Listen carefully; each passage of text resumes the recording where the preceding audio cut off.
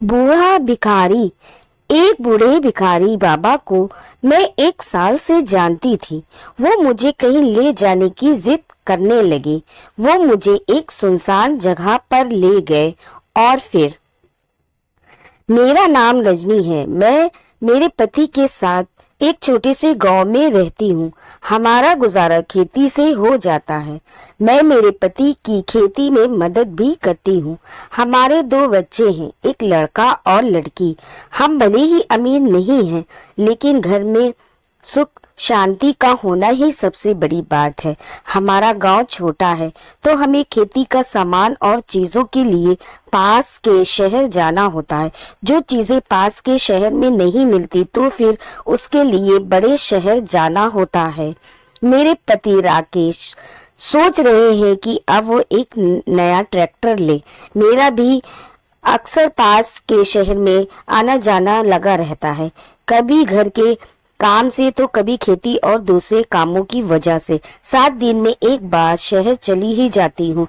मैं जब भी शहर जाती हूँ, मैं वहाँ मंदिर के बाहर बूढ़े भिखारी बाबा से मिलती हूँ। करीब 1 साल पहले ही वो वहाँ आए थे। मैं भी उन्हें 1 साल से देख रही हूँ। मुझे याद है जब मैंने उन्हें पहली बार देखा तो वो काफी दुखी थे। मैंने उन्हें पैसे दिए, लेकिन उन्होंने नहीं लिए। फिर अगली बार जब मैं गई तो मैंने उन्हें घर के बनाए पकवान दिए। वो देखकर वो खुश हुए और बड़े चाव से खाए। तब से यह सिलसिला शुरू हो गया। मेरा जब शहर जाना होता है मैं उनके लिए जो भी घर में बनाया होता है लेकर जाती हूँ। वो मुझे मेरे नाम से बुलाते हैं।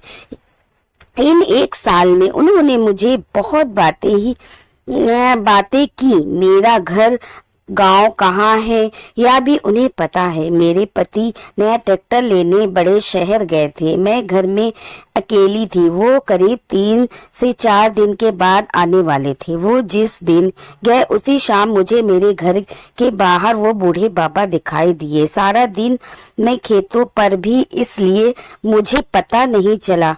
जब मैं शाम को आई तो मेरे घर के सामने वाले पेड़ के नीचे बैठे थे। उन्हें यहाँ देखकर मुझे अचंभा हुआ, क्योंकि 1 साल में कभी भी वो आए नहीं थे। मैंने उनसे पूछा कि बाबा आप यहाँ कैसे?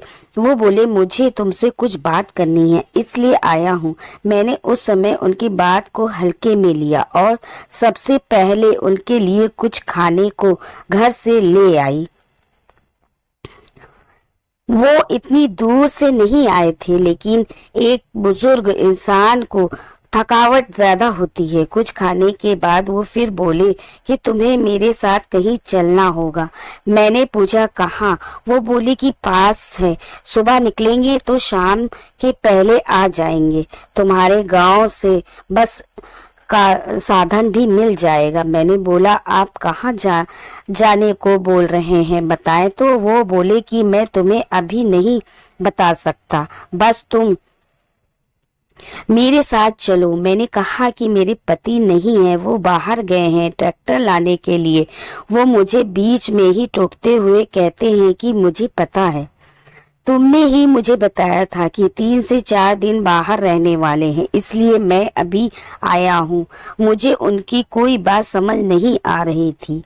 एक पल के लिए मुझे यह भी लग रहा था कि शायद इनकी उम्र की वजह से आज कुछ इस तरह की बात कर रहे हैं।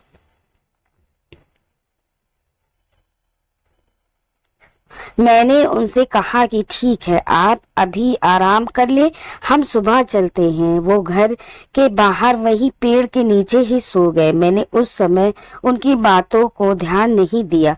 मैं सोच रही थी कि शायद वो सुबह होते ही मुझे दिखाई नहीं दे, वही शहर के मंदिर को वापस लौट जाएं। लेकिन ऐसा नहीं हुआ। सुबह जल्दी ही वो मेरे घर का दरवाजा खटखटाने लगे। मैंने दरवाजा खोला। सुबह के 5 बज रहे थे। दरवाजे खोलते ही कहने लगे कि चलो रजनी, चलना नहीं है? अब मैंने उनसे पूछा आप क्या बोल रहे हैं, कहाँ जाना है, आज आपको क्या हो गया है? हालांकि मैं उन्हें पिछले 1 साल से जानती थी, लेकिन आज वो कुछ बदली बातें कर रहे थे।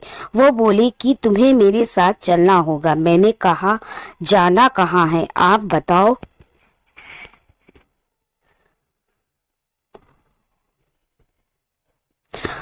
उनके बारे में कुछ ज्यादा नहीं जानती थी, इसलिए मुझे उनके साथ जाने में थोड़ा संकोच जरूर हो रहा था।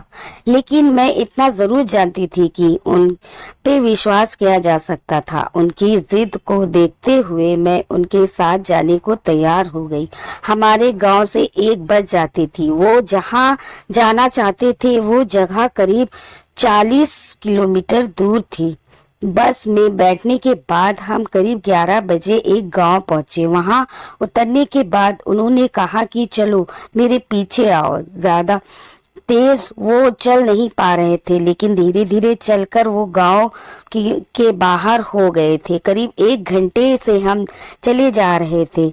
अब गांव के बाहर सुनसान जगह की शुरुआत हो गई थी। मैंने उन्हें कहा कि आप कहाँ ले जा रहे हैं। वो बोले कि थोड़ी देर और चलो, बस आने ही वाला है। उसके बाद भी करीब आधा घंटा चलने के बाद वो एक छोटी सी झोपड़ी में पहुंचे। बाहर से देखने पर जर्जर थी। उन्होंने उसका दरवाजा खोला। उसकी चाबी उनके पास थी। झोपड़ी में जाने के बाद वहां मुझे सिर्फ पत्थर दिखाई दिए। उन्होंने कहा कि यह बड़ा पत्थर हटाओ। मैंने हटाया और फिर उन्होंने वहां खोदना शुरू कर दिया। धीरे धीरे खोदने के बाद उन्होंने वहां से एक बड़ा संदूक निकाला, जिसकी चाबी भी उनके पास थी। उन्होंने वो बड़ा संदूक खोला और मुझे दिखाया। वो संदूक पैसे से, जेवरात से भरा था। मैंने देखते ही पूछा, यह क्या है बाबा और किसका है? वो बोले, बेटी यह मेरा है और अब यह तुम्हारा है। यह पहली बार था जब उन्होंने मुझे बेटी कहा। मैंने कहा, आपका कहाँ से आया? उन्होंने कहा कि मैं तुम्हें पहले बताता तो तुम मानती नहीं, समझती कि मैं पागल हूँ, इसलिए मैं तुम्हें बोल रहा था कि मेरे साथ चलो। तब उन्होंने पहली बार अपनी कहानी सुनाई। वो बोले कि बेटी यह मेरा और मेरे बाप दादाओं का कमाया है। यह तो कुछ नहीं, मेरे पास अच्छी जमीन भी है। मेरे बेटे ने मुझे घर से निकाल दिया। अभी वो मेरे घर और जमीन के साथ जी रहा है। उसे इसके बारे में पता था, लेकिन जब उसके बार बार पूछने पर भी मैंने उसे नहीं बताया तो उसने कहा कि जब आप मुझे वो नहीं देना चाहते तो आप मेरे घर से निकल जाएं। उस दिन से मैं घर से निकल गया और दूर जाकर मंदिर के बाहर जाकर बैठने लगा। मुझे मेरी बेटी दिखाई देती है। मैं अब कितने दिन रहूंगा? मैं चाहता हूँ यह सब तुम रख लो। उनकी बात सुनकर मुझे बहुत दुख हुआ कि उनके साथ यह हुआ है। मैंने कहा कि इस दुनिया में कर्म के फेर से कुछ नहीं बच सकता है। लोभ में इंसान अंधा हो जाता है। मेरा और आपका रिश्ता बिना स्वार्थ का है। मैंने कभी आपसे कुछ चाहा नहीं और अब भी मैं इसे नहीं लूंगी। इस पर मेरा हक नहीं है। मेरी बात सुनकर उन्हें हैरानी हुई। हमें बस अपना कर्म और कर्तव्य को निभाना चाहिए। आप अपना कर्तव्य निभाएं। आप पिता हैं, आपका जो है वो अपने बेटे को दे। मैं इसे नहीं ले सकती। उनके कर्म उनके साथ होंगे, हमारे साथ। वो बोले कि बहुत पैसा है, इतना ही आसानी से जीवन निकल जाएगा, क्योंकि आपको मंदिर के बाहर बैठना पड़ा और इसे यहाँ छुपाकर रखना पड़ा। जो पैसा उसके घर में शांति नहीं ला सकता, वो मेरे साथ क्या करेगा? हम जो मेहनत से कमा रहे हैं उससे मेरा जीवन अभी शांति से चल रहा है। मुझे माफ करें। मैं तो कहती हूँ छोड़िए जिद और आप भी शांति से जिए। दे दे उन्हें पैसा। और वो बोले कि बेटी, मैंने सोचा कि आज मैं तुम्हें कुछ धन देकर तुम्हें खुश कर दूंगा, उल्टा तुमने मुझे ही कुछ सिखा दिया। जीती रहो बेटी। मेरी बातें सुनकर वो वहीं बैठ गए। उन्होंने कहा कि अब तुम चाहो तो जा सकती हो, मैं कुछ देर यहीं रहूंगा। मैं वहां से आ गई। मुझे बहुत शांति अनुभव हो रही थी। करीब 7 दिन बाद मेरा शहर फिर जाना हुआ। मुझे बाबा वहीं बैठे दिखाई दिए। मुझे देखकर बहुत खुश हुए। पास गई तो बोले कि मैं उन्हें वो पैसे दे आया, बहुत शांति का अनुभव कर रहा हूँ। धन उसके लिए महत्वपूर्ण था तो वो मेरे लिए भी तो था। वो बोल वो लेने की जिद पर अड़े थे और मैं न देने की। धन के भूखे तो हम दोनों ही थे। जब तुम इतनी युवा होकर इतना धन छोड़ सकती हो तो मेरे तो दिन ही कितने बचे हैं। तुमने सच में मुझे शांति का अनुभव करा दिया। बाबा अब सच में खुश लग रहे थे। मुझे अच्छा लगा उन्हें ऐसा देखकर।